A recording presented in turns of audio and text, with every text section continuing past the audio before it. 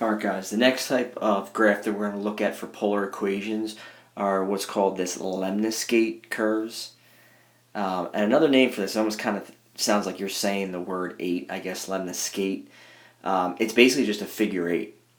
You're going to get a figure 8 shape for both of these. If you look at the form, instead of having r, it has an r squared.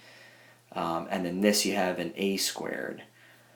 So basically you can also kind of say that r, the maximum value that r is going to be is whatever a is, right? Because the biggest value sine can be is 1. So you know what, I'm going to write that down here first. The max for r is just going to equal a. Alright, and the other thing to take down, we're only going to do one that has sine in it. When you graph this r squared equals a squared times sine of 2 theta, when it's in that form, you're going to get a figure 8, and for the sine, it's going to be symmetric to the origin. So kind of an example that it would look like is if we had, it's almost kind of like it has like 2 petals. That's another way of looking at it. It's going to look something like this. All right, kind of goes around. All right, it almost kind of looks like this figure 8 right here. See, I'm kind of making an 8, and that's symmetric to the origin. All right, you could also probably see that we have this figure 8 right here, or you could have it this way, right? If you made a figure 8 like this right here, that would be symmetric to the origin. Now that's only for the sine, and that's the one that we're going to do. So let's look at that. We're going to get a shape that looks similar to this for this one right here, because I have this r squared. As soon as you see you have r squared, you're going to get this figure 8, which is called the lemniscate curves. All right, let's graph this one, and let's move it down so we can see. And let's get to our theta r chart. All right, so as I said, the maximum r value that we're going to get is a. So this is like saying this is what a squared is 4, so a is 2. So our max is going to be 2. All right. There's no vertical shifts here, so we say our equilibrium is 0. So then our minimum, we say, is -2. Now, these are our r values that we're going to get. Now, the one thing with these lemniscate curves, this is very, very important. Make sure you put this down, circle it. When we get these, we're going to follow the same pattern and get in 2, 0, -2, just like a sine wave. But we cannot graph where r is negative. And the reason is, if you get this side, right, if I get this side to equal a negative, well, if I set r squared to it, r can't be negative. Because if you square, even if r is a negative, and you square it, you get a positive.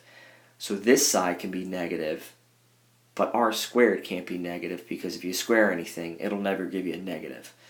All right, very, very important. All right, so this, we're going to start at 0. Okay, and then I kind of skipped it, but the period is, what, 2 pi over 2, which is just pi. So therefore the increments, I'll squeeze it in here, is pi over 4. Okay, I'm going to start at 0, and I know sine always starts at the equilibrium. So I'm going to have 0, 0. Then the increments is pi over 4.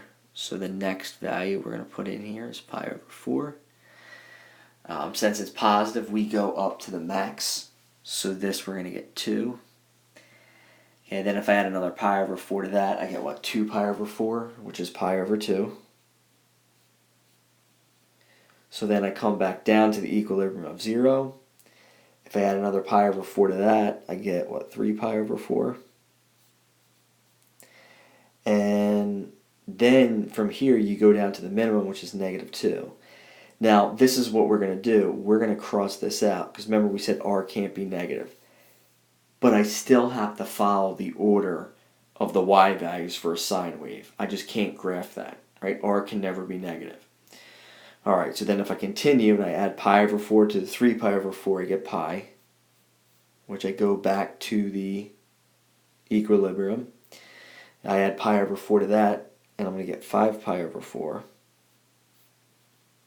Now normally you would probably be getting these and graphing them, but I can't really fit it on here. So I'm just kind of focusing on the theta r chart. Okay, so and then 5 pi over 4, we go over to, what is it, 2? All right. Now you're going to see, I'm going to take a look at these and I'm going to graph, and you're really only going to get 3 points. You're going to get a point at the origin, and then you're going to get 2 points that go to the furthest point of the figure 8. Almost kind of like the end of the petal when we graph the rose curves. All right, so let's move this. Make this a little bit smaller. Fit this in. All right, there we go. Okay, so we see we have ones where r is at 0, so I'm going to have this point. Let's use a different color here. Let's use green again. All right, let's use green. Okay. Pi over 4, 2. This one is, let's see here, pi over 4, 2. Right, I go to this, and I go to the second circle. So right here, we're going to put a point. Right here, we put a point. Whoops, kind of tough to do it on here. And then the other one we have is this 5 pi over 4, 2. And you can see it's across the origin from it. It's symmetric to the origin. So 5 pi over 4, right here's 5 pi over 4, we're going to put a point right here. So it's like if I reflect this point over the origin, it's right here. And then that's pretty much going to be it. So we graph this. See here, 5 pi over 4, 2, we're right here. It's kind of tough to put it on here. And then we're just going to make a figure 8 here. So I'm going to kind of start here. Make this figure 8 shape. Again, it's not going to be perfect. I'm not going to test it how wide that 8 is. But you have the 3 points, and it's symmetric to the origin.